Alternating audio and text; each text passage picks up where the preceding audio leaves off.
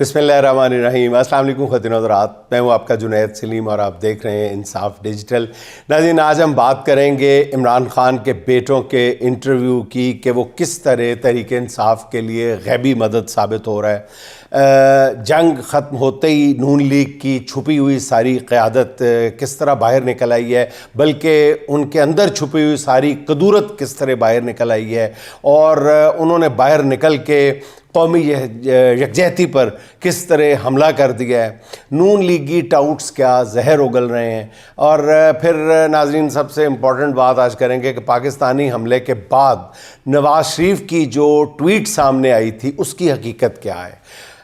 नाज़रीन, कमल शोज़ब ने अलीमा ख़ान साहिबा को क्यों हदफ बना लिया है, अदालती महाज पर क्या हो रहा है। लेकिन सबसे पहले बात करते हैं इमरान खान के बेटों की इंटरव्यू की, जिसने मुल्की और बैनुल-अक़वामी सतह पे हलचल मचा के रख दी है। दो बेटों ने अपने बाप के लिए फ़िक्रमंदी का इज़हार किया था और इस फ़िक्रमंदी के इज़हार ने पूरी दुनिया के मीडिया की तवज्जो हासिल कर ली है। दोनों बेटे अपने अजीम बाप का मुकदमा लड़ने खुद मैदान में उतरे और उसके बारे में उनका कहना यह था कि हम सारे फोरम आजमा चुके हैं लेकिन कहीं हमारी सुनवाई नहीं हो रही। वालिद की जान को ख़तरा है लेकिन हर तरफ खामोशी है, सकूत है, इसलिए हमें खुद आकर बोलना पड़ा। इस परेशानी में भी सुलेमान खान और कासिम खान पाकिस्तानियों की हिम्मत बढ़ाते हुए नज़र आ रहे थे। उनका कहना था कि हमारा पाकिस्तानियों के लिए पैगाम है कि हौसला मत हारें, क्योंकि इमरान खान ने हौसला नहीं हारा। हमारा बाप अगर हौसले के साथ खड़ा है तो फिर उससे मोहब्बत करने वालों को भी हौसले और हिम्मत के साथ ही खड़ा रहना चाहिए। वो हार नहीं माने, वो किसी कोठड़ी में हाथ पर हाथ धरे नहीं बैठे, बल्कि वो मुस्तकबिल की मंसूबाबंदी में मसरूफ़ हैं और यकीन रखते हैं कि तब्दीली ज़रूर आएगी। कासिम और सुलेमान ने बताया कि उनके वालिद कहते हैं कि उन्होंने पूरी ज़िंदगी जो इल्म और तजर्बा हासिल किया है, जेल के 2 साल के दौरान हासिल होने वाला इल्म जो है वो उससे बढ़कर है। और इमरान खान के बेटों का नाज़रीन ये जो इंटरव्यू है ये 24 घंटे में मेरा ख्याल है 2.5 करोड़ से ज़्यादा लोग देख और सुन चुके हैं। इस इंटरव्यू से अंदाज़ा होता है कि अपनी तकलीफ़ और वालिद के खो जाने का खौफ है, इसके दरमियान भी दोनों लड़के पाकिस्तान के लोगों को अपने रहनुमा के खो जाने की फ़िक्र में से ज़्यादा मुब्तला है। ये उनकी शानदार परवरिश और तरबियत को ज़ाहिर करता है।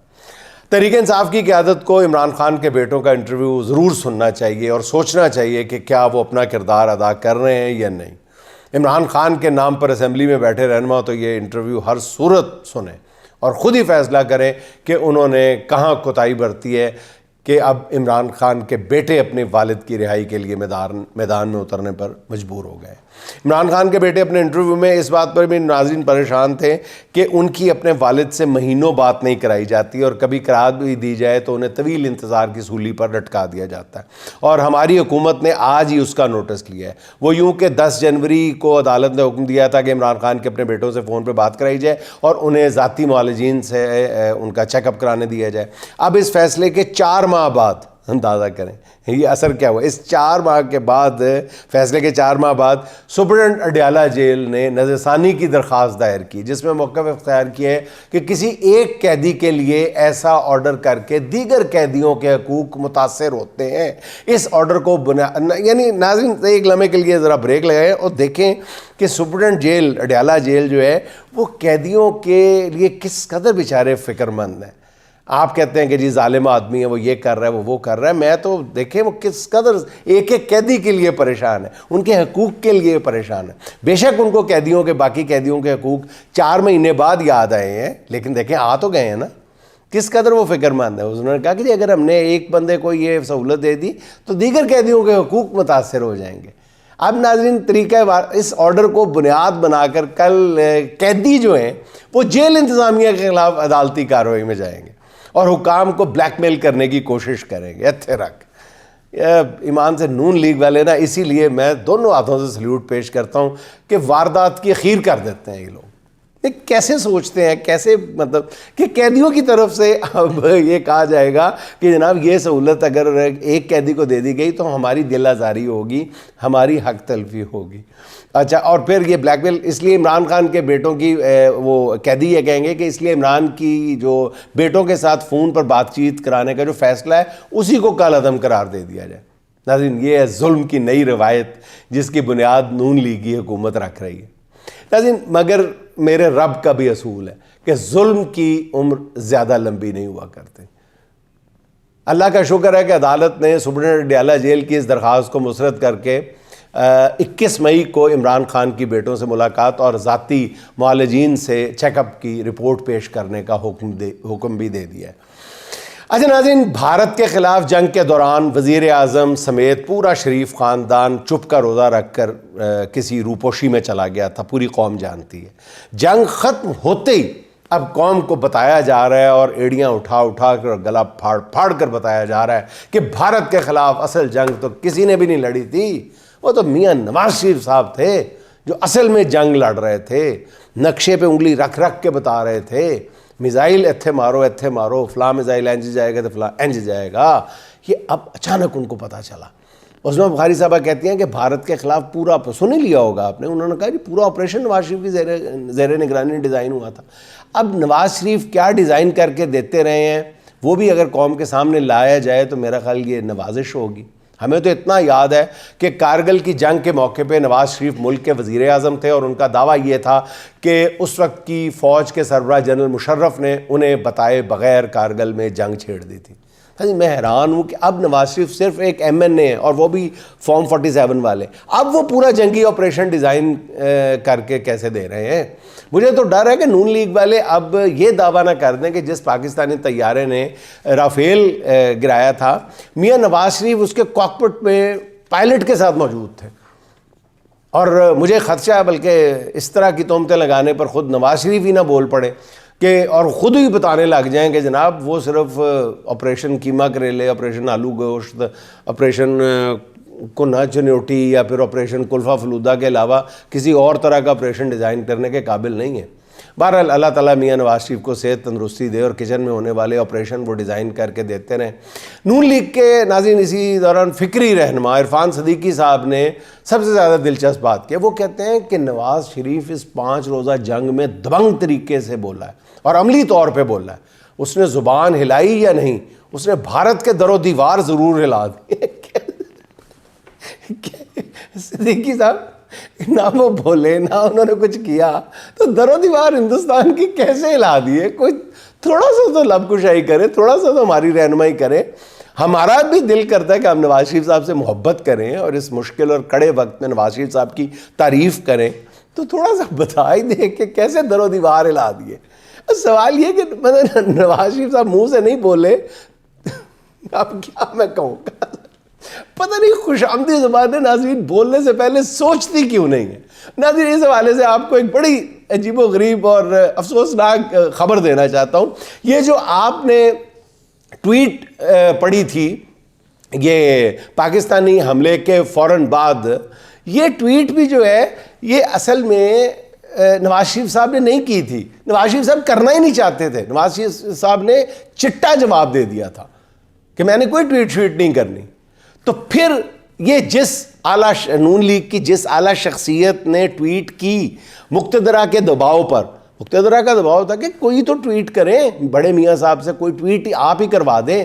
تو پھر انہوں نے جو ٹویٹر کو ہینڈل کرتا ہے اور یا ان کا جو سوشل میڈیا سیل ہے ان کو اس شخصیت نے کہا کہ جی آپ یہ ٹویٹ کر دیں، لکھ کے بھیجی کہ آپ یہ ٹویٹ کر دیں.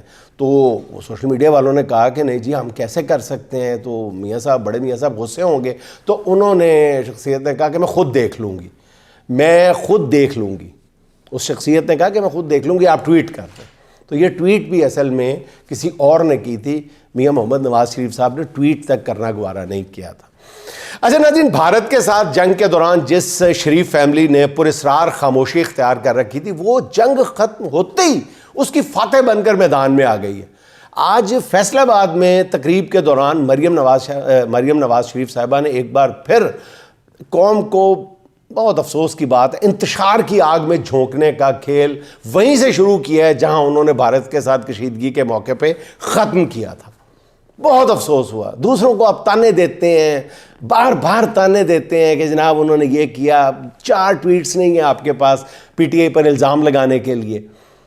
دیکھیں اس موقع پر یہ بھی ایک کھیل کھیلا جا رہا ہے ناظرین. میں یہ مریم نواز صاحبہ کی بات روک کر آپ کو یہ بتاتا چلوں کہ باقاعدہ نون لیگ کے میڈیا سیل کی طرف سے یہ خوفناک اور گندا کھیل بھی کھیلا جا رہا ہے کہ پی ٹی آئی کے جعلی اکاؤنٹس بنا کر ان کی طرف سے یہ ٹویٹس کروائی جائیں گی اور پوسٹ کروائی جا رہی ہیں جس میں اداروں کو نشانہ بنایا جا رہا ہے. وہ اصل میں ان کی حرکت ہے کہ وہ پی ٹی آئی کا وہ بنا کے اور عمران خان کی تصویر لگا کر فیک اکاؤنٹس, ان اکاؤنٹس کی آپ عمر دیکھ لیں, ان کی ایج دیکھ لیں, اس سے پہلے کتنی ٹویٹس ہوئی ہیں.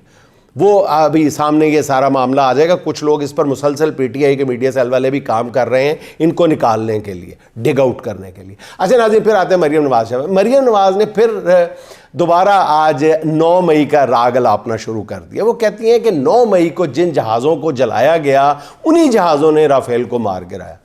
کوئی میڈم وزیر اعلیٰ سے پوچھنے والا بھی نہیں ہے کہ جو جہاز جلا دیے گئے وہ جلے ہوئے جہازوں سے رافیل طیارے کیسے گرائے گئے؟ آج بھی پوری تقریر کے دوران ناظرین انہوں نے مودی تو کیا بھارت کا نام تک لینا گوارا نہیں کیا. اس کی بجائے وہ کہتی رہیں کہ جی قوم نے نواز شریف کی قیادت پہ دشمن کو سبق سکھا دیا. یہ کوئی تو ثابت کر دے نواز شریف صاحب کا رول کیا تھا. خدا کے لیے میں ہاتھ جوڑ کے پوچھتا ہوں, کوئی ایک رول ثابت کر دے نواز شریف کا. اب پھر وہ کہنے لگیں کہ ہم 9 مئی والے نہیں 10 مئی والے ہیں. حالانکہ پوری قوم جانتی ہے کہ آپ جو ہیں وہ 8 فروری والے نہیں 9 فروری والے ہیں. آپ قوم کے مسترد شدہ ہیں, آپ صرف 17 سیٹوں والے ہیں, آپ عین حالت جنگ میں چھپ جانے والے ہیں. اور جس کو آپ نے جیل میں بے گناہ قید کیا ہوا ہے نا, وہ جیل کی کال کوٹھڑی سے بھی مودی کو للکار رہا ہے اور نتائج سے بالکل بے پرواہ ہو کر للکار رہا ہے, کیونکہ وہ جانتا ہے کہ اسے اپنے ایسے بیانات کی قیمت چکانی پڑے گی. پھر بھی وہ اپنی قوم کا حوصلہ بن کر چٹان کی طرح ڈٹ کر کھڑا ہے. ایسے تو نہیں اڈیالے والا محبوبیت کی منزل پا گیا نا, اور جاتی عمرہ والے اپنی انہی حرکتوں کی وجہ سے نفرت کا ہدف بنے ہوئے ہیں. آج ناظرین مجھے ایک بہت ہی سینئر نون لیگی رہنما سے میری بات ہوئی. انہوں نے میرے کسی 2-4 جملوں پہ اعتراض کرنے کے لیے مجھے فون کیا تھا. تو ان رہنما کا نام لینا مناسب نہیں ہے. ان کا کہنا تھا کہ جنید صاحب آپ جتنا مرضی چیخ چیخ کر بولتے رہیں, حقیقت یہی ہے کہ ہم نے 2 سال 9 مئی کے تذکرے کر کر کے گزار لیے ہیں اور اگلے 3 سال ہم 10 مئی کے قصیدے پڑھ پڑھ کے گزار لیں گے. یہ ہے ناظرین نون لیگ کی حالت. اب ناظرین جنگ ختم ہوتے ہی نون لیگ کی جو ٹاؤٹس ہیں میڈیا پر, انہوں نے وہی پرانا کھیل شروع کر دیا.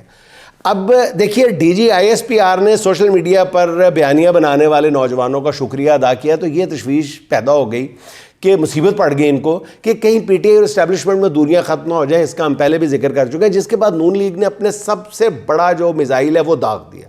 وہ کیڑا ہے؟ جاوید چودھری صاحب. انہوں نے فرمایا ہے کہ جنگ ختم ہونے کے بعد اب عمران خان کا مستقبل داؤ پہ لگ گیا ہے, کیونکہ بھارت سے کشیدگی کے آخری دنوں میں پی ٹی آئی نے سوشل میڈیا پر بڑا گھٹیا کردار ادا کیا تھا. جاوید چودھری صاحب آپ کب سے یہ گھٹیا کردار ادا کر رہے ہیں پہلے یہ بتائیں. سب جانتے ہیں, آپ نے پہلے خود تسلیم کیا کہ پی ٹی آئی نے ثابت کیا کہ اسے ملک دشمن کہنے والے غلط تھے, مگر چند روز بعد ہی آپ پر دوبارہ انکشاف ہو گیا کہ آخری دنوں میں پی ٹی آئی کا کردار بڑا گھٹ گیا تھا. اب بات تو کرنی تھی نا, تو پہلے کہتے ہیں جی پہلے ٹھیک تھا بعد میں غلط تھا, آخری دنوں میں غلط تھا. عجیب بات. ایک طرف D G I S P R کہہ رہے ہیں کہ ہم نوجوان سوشل میڈیا وارئرز کے مشکور ہیں, اور آپ کہہ رہے ہیں کہ ان کا کردار گھٹیا تھا.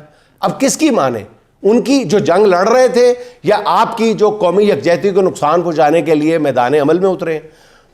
جاوید چودھری صاحب مزید فرماتے ہیں کہ پی ٹی آئی والوں نے انتہائی واہیات حرکتیں کی ہیں, اب خود اس پہ شرمندہ ہیں. چودھری صاحب کیسی واہیات حرکتیں؟ 3 سال کی ہر بات بھلا کر غیر مشروط طور پر اپنی افواج کے ساتھ کھڑا ہونا, یہ واہیات حرکت ہے. بھارتی بیانیے کو سوشل میڈیا پر تباہ و برباد کر کے رکھ دینا واہیات حرکت ہے. یا قومی یکجہتی برقرار رکھنے کے لیے یہ کہنا کہ ان کے بے گناہ لیڈر کو رہا کر دیا جائے, یہ واہیات حرکت ہے؟ نہیں نہیں چودھری صاحب بالکل نہیں. واہیات حرکت یہ ہے کہ جنگ کے دوران بھی بھارت اور مودی کے خلاف ایک لفظ نہ کہنا. واہیات حرکت یہ ہے کہ بھارتی جارحیت پر تو ایک لفظ بھی نہ کہا جائے, اور جنگ ختم ہوتے ہی اب عمران خان اور پی ٹی آئی کی باری آ گئی, ان پر سنگ باری شروع کر دی جائے. یہ واہیات حرکت ہے.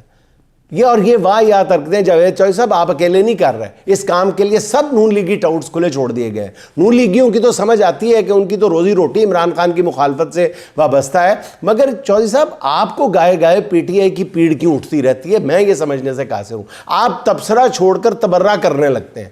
ایک بار کھل کر اپنی تکلیف کا اظہار کر دیں تاکہ کوئی بندہ دوسرا آپ کا شافی علاج کر لے, آپ کا بندوبست تو کر سکے نا آپ کا سوشل میڈیا پر. جب بھی آپ کا غصہ کنٹرول سے باہر ہو جاتا ہے تو یہی فرماتے ہیں آپ کے عمران خان کی واپسی کا راستہ بند ہوگا. کتنی دفعہ آپ نے بند کیا ہے؟ وہ پلٹ کر آتا ہے, پوری قوت کے ساتھ آتا ہے, پھر آپ کو نیا بہانہ تراش لیتے ہیں. او بھائی آپ کب سے عمران خان کی واپسی کا راستہ بند کر رہے ہیں؟ سوچیں تو صحیح. ہر بار وہ اپنے لیے نئے راستے بناتا ہے اور آپ جیسے فرمائشی تجزیہ کاروں کو بند گلی میں دھکیل دیتا ہے.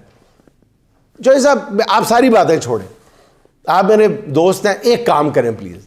اپنے شہر, اپنے محلے, اپنی گلی, اپنے خاندان, سب سے پوچھ کے دیکھ لیں, ایک ایک فرد سے پوچھ کے دیکھ لیں, کوئی ایک بندہ ایسا نکال کر دکھا دیں جو جنگ سے پہلے عمران خان کا حامی تھا اور جنگ کے بعد عمران خان کا مخالف بن چکا ہے. کوئی ایک بندہ نکال کے دکھا دیں پوری ایمانداری کے ساتھ. جاوید چوہدری صاحب کی ایک اور ویڈیو بھی سامنے آ گئی ہے جس میں وہ یہ ثابت کرنے کی کوشش کر رہے ہیں کہ پی ٹی آئی والے اب بری اور فضائی فوج کو الگ الگ ٹریٹ کر رہے ہیں. یعنی وہ فضائیہ کو بھارت کے خلاف جنگ کا ہیرو بنا کر پیش کر رہی ہے. پھر اس کے بعد چوہدری صاحب خود ہی فضائیہ کی تعریفوں کے پل باندھنے لگ گئے. میں حیران ہوں کہ یہی کام پی ٹی آئی کے سوشل میڈیا وارئرز کریں تو غلط, اور وہی سب چوہدری صاحب خود دہرائیں تو سب ٹھیک ہے. اسے کہتے ہیں نا آٹا گوندتی ہلتی کیوں. مطلب میں یہ سمجھنے سے قاصر ہوں کہ آپ نے کتنی خوفناک, یہ مجھے کہیں پر دکھا دیں, یہ کسی آپ social media P T I کا سوشل میڈیا جو ذمہ داران ہیں, کوئی دو پوسٹیں کسی نے کر دیں, کوئی تصویر, مجھے نہیں پتا وہ کہاں ہے, میں میری نظر سے تو نہیں گزری جس میں انہوں نے بری فوج کے بارے میں کچھ کہا ہو کہ جی اصل فوج انہوں نے لڑی ہے فلاں ہے فلاں. ہاں فضائیہ کی تعریف سب پوری قوم کر رہی ہے, بری فوج کی تعریف کر رہی ہے. اس میں سے اگر ظاہر ہے کہ وہ ایکٹیو رول تھا, انہوں نے جہاز گرائے تھے اس لیے وہ پاک فضائیہ کے, تو پھر 6 ستمبر کے بعد 7 ستمبر منانا چھوڑ دیں آپ بھی, اگر فضائیہ کا اتنا ہی آپ کو کھایا جا رہا ہے. پھر جو اصل خطرناک بات کی ہے جاوید چوہدری صاحب نے, میں اس کا ذکر ضرور کرنا چاہتا ہوں. ناظرین, اگر وہ حرکت اس دوسرے کیمپ کی طرف سے ہوتی تو اس کے خلاف پیکا فیکا پتہ نہیں کون کون سے ایکٹ عمل میں لائے جا چکے ہوتے. اب انہوں نے کیا کہا ہے جاوید چوہدری صاحب, اس جنگ کے hero air vice marshal Aurangzeb صاحب پر آپ نے رقیق حملے کیے. اب انہوں نے ان کا چوہدری صاحب کہنا تھا, چوہدری صاحب کا کہنا یہ تھا کہ اورنگزیب صاحب پی ٹی آئی نے جو آپ کو نیشنل کرش بنا دیا ہے اس پر نہ جانا. آپ کی تعریفیں جن لڑکیوں کی پوسٹ سے ہو رہی ہیں انہوں نے صرف لڑکیوں کی تصویریں لگا رکھی ہیں, اس لیے یہ تصویر دیکھ کر کوئی میسج نہ کر دینا. ناظرین, ایک قومی ہیرو کو جاوید چوہدری صاحب یہ کہہ رہے ہیں کہ کسی کڑی دی فوٹو ویکھ کے انہوں میسج نہ کر دینا. استغفر اللہ استغفر اللہ. میں حیران ہوں کہ یہ بات کوئی بھی محسوس نہیں کر رہا, کوئی بھی اس کا نوٹس نہیں لے رہا. کس طرح بیہودہ مذاق کیا آپ نے.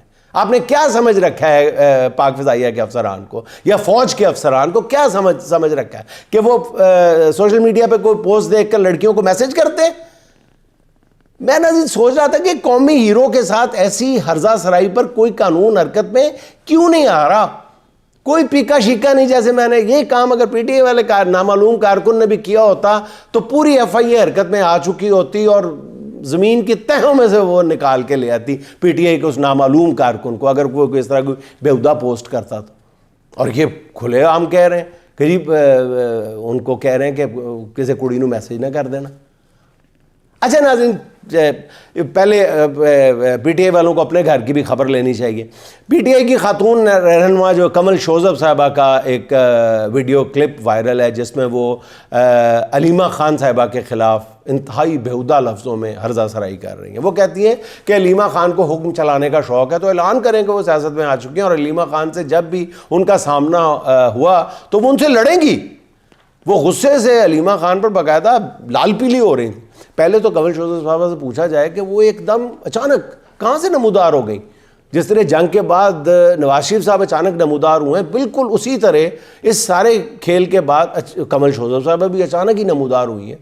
بھئی سنم جاوید، خدیجہ شاہ، عالیہ حمزہ، عائشہ بھٹو جیسی خواتین رہنما بار بار گرفتار ہوتی نہیں، نکلتی تھی گرفتار. کنول شوذب جو پی ٹی آئی خواتین ونگ کی سربراہ، انہوں نے کبھی ان خواتین کی گرفتاری کے لیے ایک لفظ بھی نہیں کہا. بتائیں تو صحیح نا کنول شوذب صاحبہ کہ 2 سال میں کتنی بار آپ ڈاکٹر یاسمین راشد صاحبہ کو ملنے گئی ہیں؟ عمران خان کی بہنوں کے ساتھ بدترین ظلم ہوا اور علیمہ خان گرفتار ہوئیں، بار بار ہوئیں، کئی ہفتے جیلم کی جیل میں رہیں. کنول شوذب صاحبہ آپ بتائیں ایمانداری سے کتنی بار ان سے آپ ملنے گئی؟ کسی کو کنول شوذب کے بارے میں کسی کو پتہ تک نہیں تھا کہ وہ کہاں ہیں.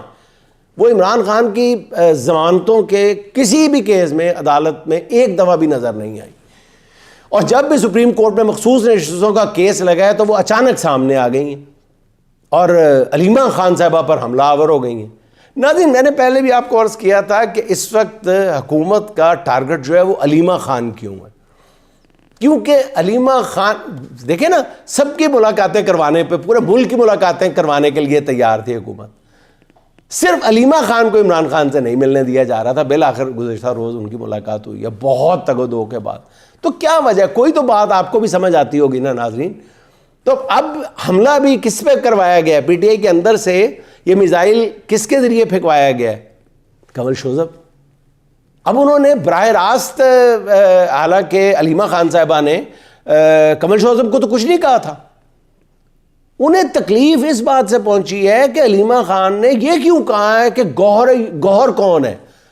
اب کنول شوذب کی بیرسٹر گوہر کے لیے اس ہمدردی کو سیاست کو جاننے والا ہر بندہ خوب سمجھتا ہے کہ اسمبلیوں میں نشست کی بھوکی اس طرح کی قیادت نے پی ٹی آئی کو یہ دن دکھایا ہے کہ کسی کو بھی اپنے قائد کی رہائی کی فکر نہیں ہے، سب اپنے اپنے عہدوں کے چکر میں ہیں. جس طرح عمران خان ملکی سیاست میں مطلب آ گئے ہیں، ہیرو بن کے سامنے ہے، اسی طرح مزاحمت کے باب میں بھی عمران خان کی بہنیں جو ہیں وہ بھی مطلب آؤٹ آف سلیبس ہی آئی ہیں اور ہر کسی کو اسی کی تکلیف ہے. وہ بیچاری سڑکوں پہ رول رہی ہیں، کبھی تھڑیوں پہ بیٹھی ہیں، کبھی کسی چیز پہ بیٹھی ہیں، چلچلاتی دھوپ میں بھوکی پیاسی بیٹھی ہوتی ہیں. آپ کسی ایک دن میں نظر آئی ہیں کنول شوذب صاحبہ؟ خدا کے لیے تھوڑا سا خیال کریں. اور ورنہ اگر آپ نے یہ داستان تھوڑی سی اور بڑھائی نا تو میرا خیال ہے کہ بہت گند اچھلے گا آپ پر، بہت گند اچھلے گا. تو میرا خیال ہے آپ کو احتیاط برتنی چاہیے، خاتون ہوتے ہوئے آپ کو مزید احتیاط سے کام لینا چاہیے. اچھا ناظرین، عمران خان کی پیرول پر رہائی کی درخواست کی اسلام آباد ہائی کورٹ میں سماعت ہوئی ہے اور قائم مقام چیف جسٹس سرفراز ڈوگر نے کہا کہ پیرول پر رہائی کی درخواست عمران خان کی مرضی سے دائر ہوئی ہے، جس کا رجسٹرار نے اعتراض بھی اٹھا دیا. اس پر وکیل لطیف کوسا نے بتایا کہ سرکار ایسی مثالیں موجود ہیں کہ کوئی دوست بھی پیرول پر رہائی کی درخواست دائر کر سکتا ہے. اسی عدالت کی مثالیں موجود ہیں. یعنی کوسا صاحب نے کہا کہ اسی عدالت میں بھی دوستوں کی طرف سے، ملزم کی طرف سے دوستوں کی طرف سے درخواستیں دائر کی گئیں. اور جب سرفراز ڈوگر نے دلائل سننے کے بعد کہا کہ وہ اس حوالے سے تحریری آرڈر پاس کریں گے. پتہ نہیں وہ تحریری آرڈر کیا پاس کریں گے. اچھا بہرحال اب ناظرین دوسری طرف دیکھیں کہ ٹرانسفر ججز کیس کی بھی سپریم کورٹ میں سماعت کل تک کے لیے ملتوی کر دی گئی. آج بھی ججز کے وکیل منیر ملک نے اپنے دلائل جاری رکھے تھے. عدالت نے بتایا کہ کل صبح 9:30 بجے کیس شروع ہوگا، پورا دن چلے گا اور جمعے کو ضرورت ہوئی تو اس روز بھی سماعت ہوگی. ناظرین اس سے صاف صاف پتہ چل رہا ہے کہ 19 مئی سے پہلے ٹرانسفر ججز کیس کا فیصلہ کر دیا جائے گا، کیونکہ 19 مئی کو سندھ، پشاور، بلوچستان اور اسلام آباد ہائی کورٹ کے لیے مستقل چیف جسٹس کی تعیناتی کے لیے جوڈیشل کمیشن نے اجلاس طلب کر رکھا ہے. جب 19 مئی سے پہلے فیصلے کی تیاری ہے تو فیصلہ کیا ہوگا ناظرین یہ کوئی راز نہیں لگ رہا.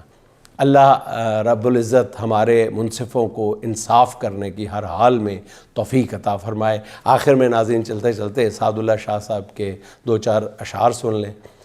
کوئی مرکز بھی نہیں، کوئی خلافت بھی نہیں، کوئی مرکز بھی نہیں، کوئی خلافت بھی نہیں، سب ہی حاکم ہیں مگر کوئی حکومت بھی نہیں.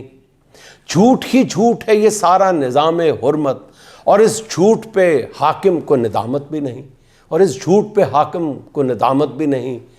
ہائے وہ لوگ جو بکتے ہی چلے جاتے ہیں، ہائے وہ لوگ جو بکتے ہی چلے جاتے ہیں، کاش مر جاتے مگر ان میں تو غیرت بھی نہیں. مگر ان میں تو غیرت بھی نہیں. اپنی بدبختی وہیں جینا پڑا ہے ہم کو جہاں انصاف نہیں اور عدالت بھی نہیں. جہاں انصاف نہیں اور عدالت بھی نہیں. ناظرین خوش رہیں، خوش رکھیں. آپ سے ملاقات ہوگی انشاءاللہ اگلے ولاگ میں. اللہ حافظ.